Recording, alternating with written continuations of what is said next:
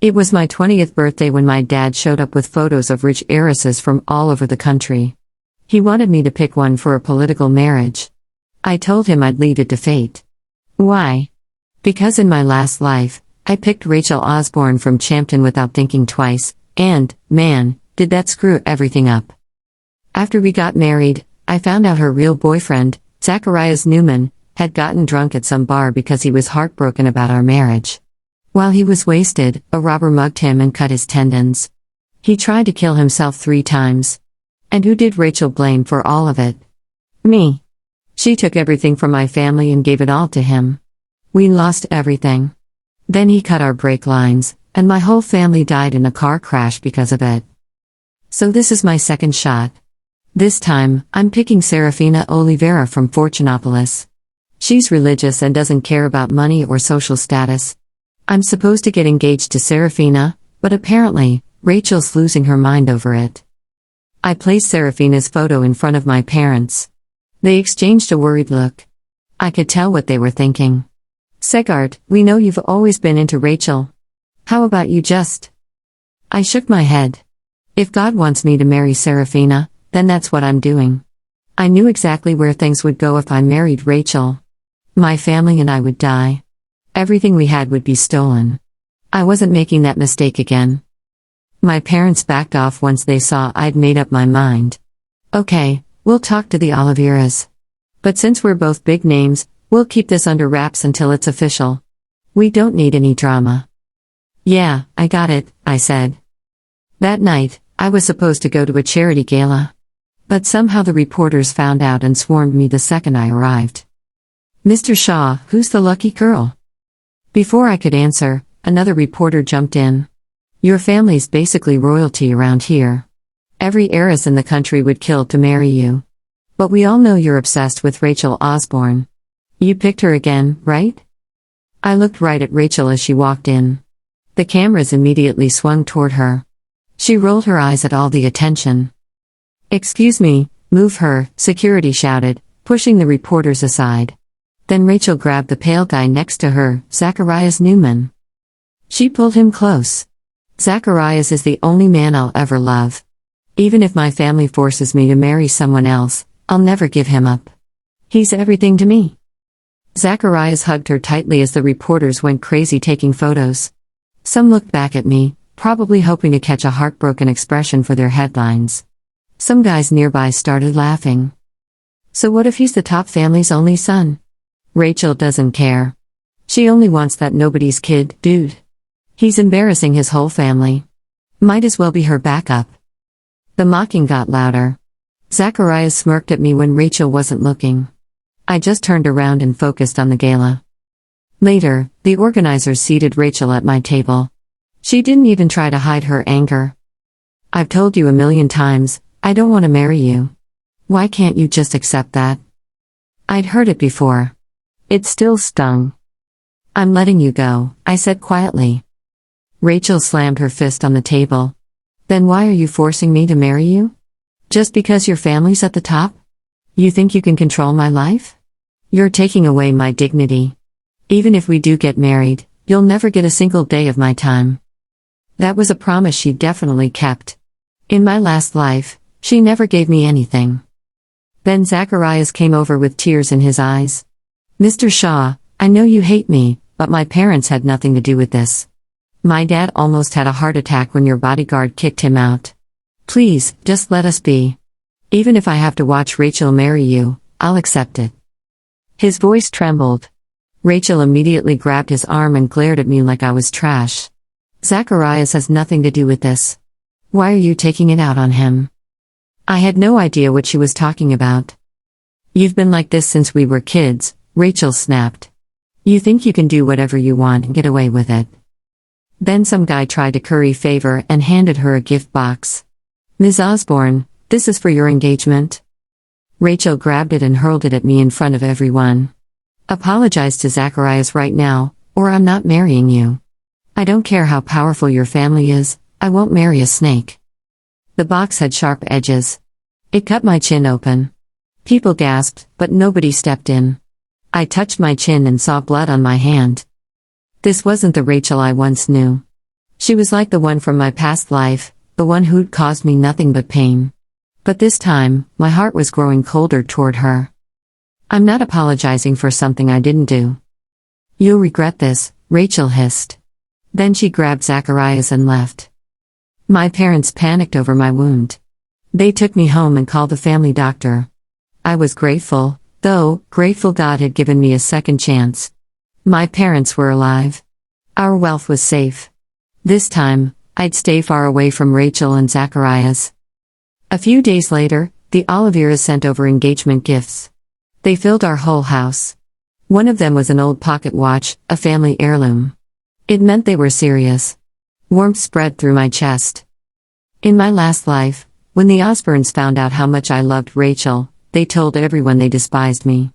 They only agreed to the marriage because I wouldn't give up. There was no engagement party, no gifts, just a dull dinner with family. Her parents mocked me the whole time, and Rachel looked at me like I was dirt. But the Oliveras were treating this engagement like it mattered. For that, I was thankful. I decided to pick out Serafina's engagement necklace myself. I went to an old jewelry shop that had been around for a century. While I was discussing the design with the owner, Rachel and Zacharias walked in holding hands. Rachel's face twisted the second she saw me. "What are you doing here?" The owner explained, "Mr. Shaw is designing his fiancée's engagement necklace himself." Rachel scoffed at the sketches. "I told you, I don't want to marry you. That's not changing, no matter what you do. And I hate those little engraved letters on necklaces, so tacky." I glanced at the O on the sketch. She probably thought it stood for Osborne. "This necklace is for..."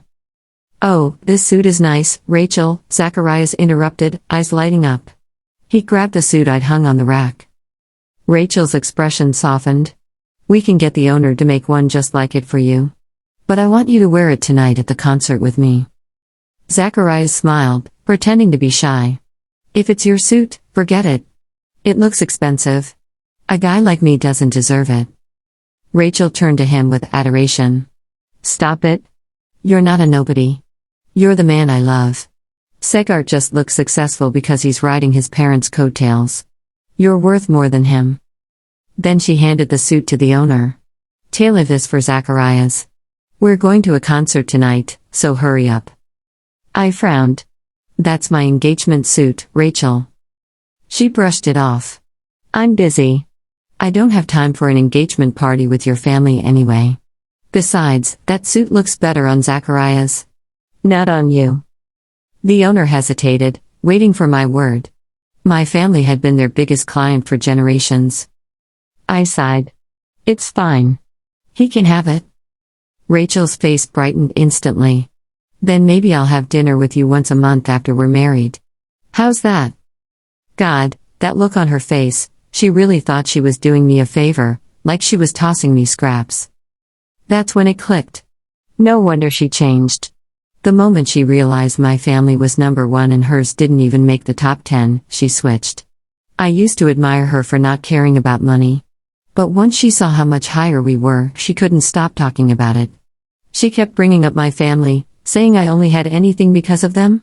She tore me down to feel bigger. It was all projection. She was insecure, and she took it out on me. I laughed. "What makes you think I'm marrying you, Rachel?" Rachel laughed in my face like I just told the best joke. "You've been following me around since we were kids. Every year on your birthday, your wish was to marry me when you turned 20. Well, you're 20 now. There's no way you're giving up on that dream to marry someone else." Zacharias wrapped an arm around her, mocking me. "Maybe. I mean, his family's the best, and girls all over the country would die to marry him. And even with all that, he still only wants you." Then they left. Before going, Rachel told the owner, "Send the suit to my place. And don't put any of those tacky letter engravings on that necklace." The owner sighed after they were gone. "Mr. Shaw, are you really letting her have it?" "Gives me an excuse to design a new one anyway," I said, sitting back down. Ignore what she said about the suit. She's not my fiancée. She doesn't get a say here. That night, my friend threw a birthday party. We were halfway through when Zacharias showed up with his bodyguards. One of them dropped a red plastic bag at my feet. You need the suit back, right, Mr. Shaw? We were gonna return it after the concert, but Rachel wanted to bring it in the car with us. You're a cool guy, you won't mind, right? I stared at the suit. It had cost 45 grand. Now it was crumpled like a rag, with some kind of white residue all over it that made me sick to my stomach. Some people stood up for me. Others laughed. Dude's not even reacting. I guess he really does love Rachel. So what? She only loves Zacharias. Can't believe the Shaw family's heir is this desperate. I looked away. Just seeing it made me want to throw up. Throw it out, I said flatly. Glad you got some use out of it, Mr. Newman. He wanted me to lose control. My calmness ruined his plan. His fists clenched, and he stalked off toward his table. The next morning, my father stormed into my room holding a newspaper. "Segard, what the hell happened last night?" he shouted. On the front page was a photo of Rachel and Zacharias wearing my engagement suit. The headline read, "Heiress defies tradition, chooses love over power."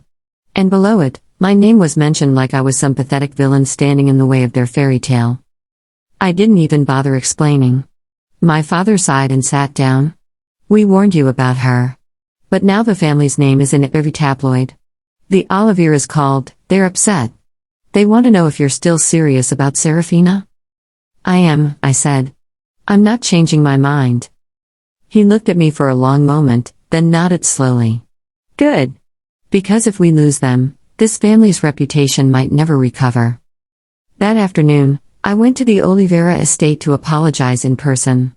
Serafina was in the garden, watering the roses in a simple white dress. When she saw me, she smiled gently, like she didn't care about the headlines at all. "You didn't have to come," she said softly. "I understand how rumors work." "I still wanted to," I replied. "You don't deserve to be dragged into my past." She placed the watering can down and looked at me calmly. "I don't care about your past, Segard. What matters is who you are now." Her words hit deeper than I expected. For the first time in years, someone looked at me without judgment or gossip. Just peace. Later that evening, her parents invited me for dinner. We talked about plans for the engagement ceremony. Everything was finally moving forward, quietly and respectfully. But that peace didn't last long. 3 days later, Rachel showed up at my company's lobby uninvited. Cameras followed her as if she owned the place. Her eyes were red, her hair messy, but her expression was still proud. "Segard, we need to talk," she demanded, ignoring my secretary's protests. "About what?" I asked flatly. She took a shaky breath. "You're making a mistake. I was angry before, but I didn't mean what I said. You're the only one who truly understands me." I almost laughed. "Understand you? Rachel, you humiliated me in front of the entire city. You took my engagement suit, ruined it, and turned me into a tabloid headline. What exactly am I supposed to understand?" Her face hardened. "So you're really going to marry her? That country girl?" "Her name is Serafina," I said coldly. "And yes, I am." Rachel stepped closer, her voice trembling with anger. "Do you even realize what you're giving up? You and I, we were supposed to be together. Everyone knows it. I won't let you throw that away for someone beneath you." I stared at her for a long moment before answering, "You already threw it away, our last life, Rachel." She froze, confused. "What did you just say?" "Nothing," I murmured, brushing past her. "Go back to Zacharias. He's the one you chose." But Rachel wasn't done. The next day, photos of her crying outside my building flooded social media. She played the victim perfectly, claiming our families had forced her into a loveless engagement and that I had abandoned her for another woman. My PR team scrambled to control the damage. Serafina didn't say a word, but I saw the disappointment in her father's eyes when I visited again. He handed me a newspaper silently. The headline read, "Rachel Osborne's Heartbreak, Love Lost to Greed in Politics." "I'll fix this," I promised. "You'd better," Mr. Oliveira said firmly. "We're people of faith, but our family doesn't tolerate scandals." After that, I called the press conference. The reporters swarmed again, eager for another headline. "I want to clarify something," I said into the microphones. "Rachel Osborne and I were never engaged. Our families discussed it years ago, but nothing was ever finalized. I'm now engaged to Miss Serafina Oliveira, and I ask everyone to respect her and her family's privacy. It was simple, direct, and final. Or so I thought. That night, Zacharias posted a video. He was sitting in a hospital room, his arm in a sling, looking weak and pitiful. "I never wanted to cause any trouble between Miss Osborne and Mr. Shaw," he said, voice trembling. "But after what happened last night, I just hope no one else gets hurt because of me." The video exploded online. Comments poured in, some calling me jealous, others accusing me of attacking Zacharias out of spite. I didn't even know what last night meant until the police showed up at my office. "Mr. Shaw, we received a report about an assault involving Mr. Zacharias Newman," the officer said. "He claims your men attacked him outside the concert hall." For a moment, all I could do was stare. This was exactly how it started in my last life: accusations, lies, manipulation. Rachel crying for the cameras, Zacharias playing the victim, and me standing in the wreckage. Not this time. I took a deep breath. "Officer, if you want the truth, you should check the surveillance cameras at the venue. My bodyguards weren't even there." The officer nodded, skeptical but professional. "We'll verify that." When they left, I leaned back in my chair. My phone buzzed with another message from Rachel. "If you won't come to me, I'll come to you." I closed my eyes and muttered under my breath, "You already did once, Rachel. And it cost me everything." This time, I wasn't going to let history repeat itself. The officers came back faster than I expected. My secretary knocked once and opened the door, eyes wide. 2 detectives stepped in, their expressions scrubbed of sympathy. "We reviewed the venue footage," the senior one said. "Your men never left the VIP corridor. Mr. Newman did. He exited through the loading dock at 10:42 p.m., argued with 2 paparazzi, slipped on a puddle near a catering crate, and jammed his shoulder against a van door. No assault." He set a printout on my desk, still frames, timestamps, Zacharias's dramatic stumble frozen mid-flail. In the corner, the red plastic bag was visible, hanging from a guard's wrist. My suit, my engagement suit, peeked out like a punchline. "We'll be closing the complaint," the detective added. "But you should know there's more. Your security team reported tampering on your family vehicles this morning. Fresh scoring on the brake lines of your mother's sedan and your father's SUV. Whoever did it isn't a pro. We pulled partial prints on the undercarriage shields. We'll be in touch." The room went very quiet. Last life, I had learned the hard way that fate can be patient and merciless.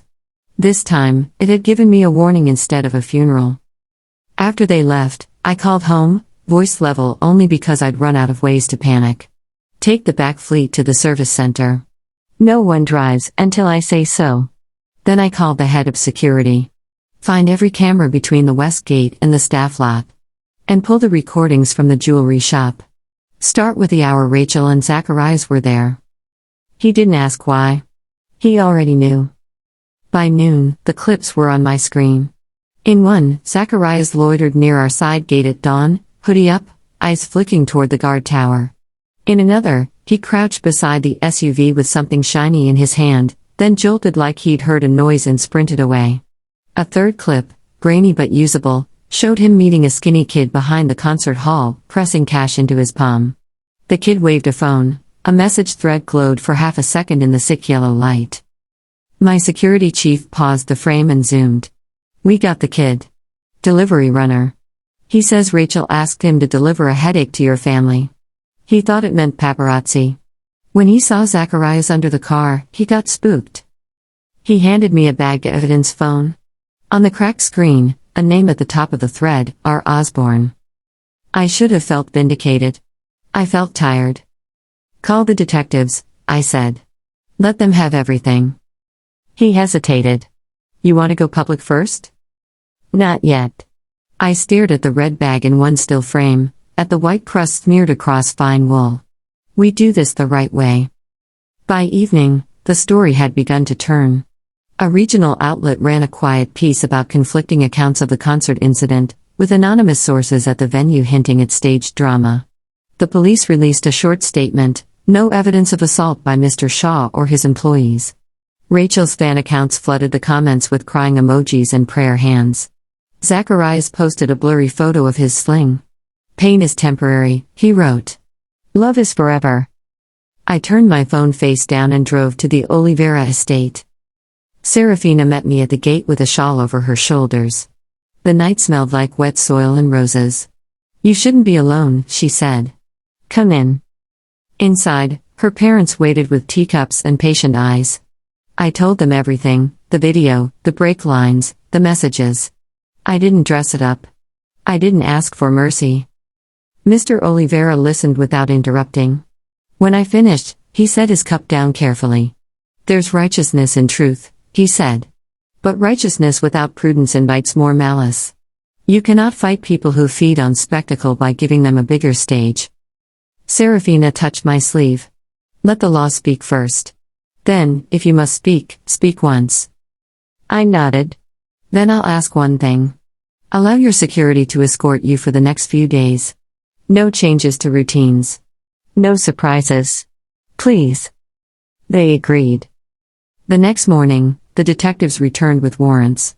By afternoon, a new headline replaced the old: "Police investigate tampering of Shaw vehicles, person of interest sought for questioning."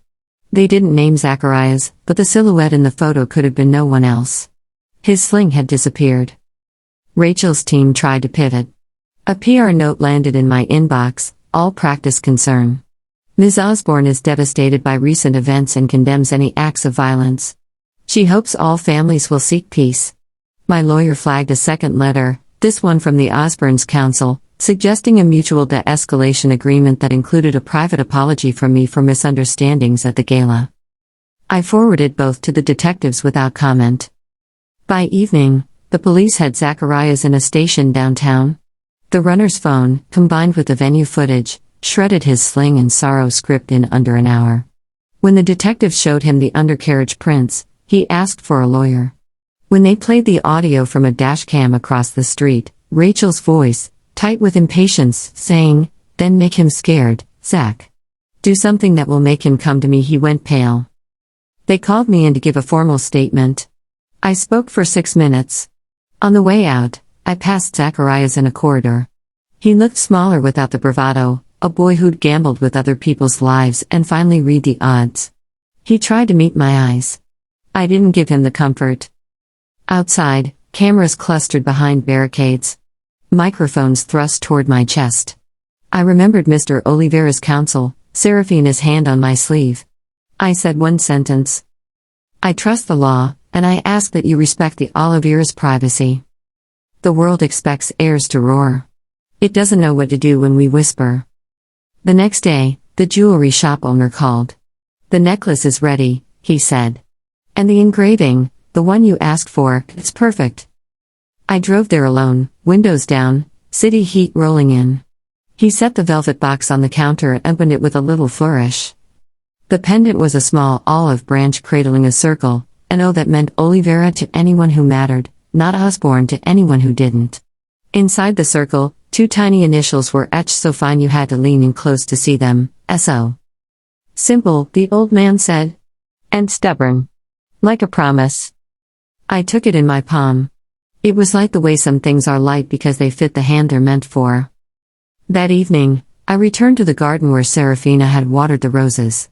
The sun was slipping behind the cypress line, staining the world the color of second chances.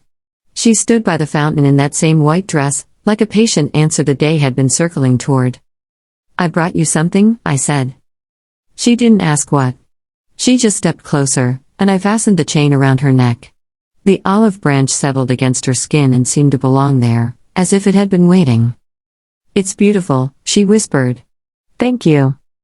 I reached into my pocket and set the old pocket watch from her family beside the fountain. "Your family's heirloom kept time in our house for 3 days," I said. I thought, maybe tonight it could start keeping time for both of us. She smiled, small and steady. "Time doesn't frighten me," she said. "Repetition does, when we don't learn." In the distance, my phone buzzed again. I didn't check it. The garden was quiet, and for once the future felt louder than the past. We held the engagement ceremony in the Oliveira Chapel the following week. No tabloids, No celebrity guests, no choreographed tears. Just family, a few friends, and a choir that sang like they believed the notes could mend what people break. My mother cried when she hugged Serafina. My father kept clearing his throat and looking at the ceiling like the plaster was personally responsible for his emotions. After the vows, I stepped outside for air and found Rachel waiting by the gate. She had no cameras, no entourage. Only a face too proud to beg and too tired to rage. "You win," she said. "There was nothing to win," I answered. "There was only what we chose." She let out a brittle laugh. "You think this is about choice? It's all about rank. About who gets to speak and who gets believed." "You're right," I said. "So change the way you're believed. Stop scripting tragedies and calling them love." For a moment, the girl I'd followed as a boy flickered in her eyes, sharp, bright, impossible. Then she looked past me at the chapel door. "She's not like us," Rachel said. "Guard that. People will try to teach her our games." "She already refuses them," I said. "That's why I'm here." Rachel nodded once, as if she'd expected that answer all along, and walked away. 2 days later, the police announced charges against Zacharias: attempted criminal mischief, filing a false report, conspiracy to tamper with a vehicle. They named an unnamed co-conspirator pending further investigation. The statement was careful. The city had learned how to be careful around my family's name. I didn't celebrate. I did something smaller and, for me, harder. I sent a letter to the Osborne's council. It contained one sentence. "I will not be a party to your daughter's ruin, but I will be a wall against your son's harm." They didn't respond. They didn't need to. The era where they could scrawl their will across my life had ended. On the night before our wedding, I couldn't sleep. I walked the Olivera Gardens until the stars faded, then sat on the chapel steps with a pocket watch ticking in my palm. The second hand slid forward, unbothered by memory, unhurried by fear. In the quiet, a thought came to me, simple as breath.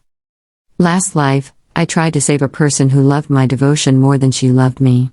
This life, I chose a woman who loved God enough to love truth, and me enough to hold me to it. When the front door opened, Serafina stepped out with a shawl and 2 cups of coffee. She sat beside me without speaking, the olive branch glinting at her throat as the first light found us. "I used to think fate was a road," I said. "Now I think it's a map. You still have to walk." She passed me a cup. "Then let's walk," she said. I closed the pocket watch and put it back in my pocket. The garden woke around us. Somewhere in the hedges, a bird tried a note, then a phrase, then a song. I took Serafina's hand. History didn't repeat. It learned. And so did I.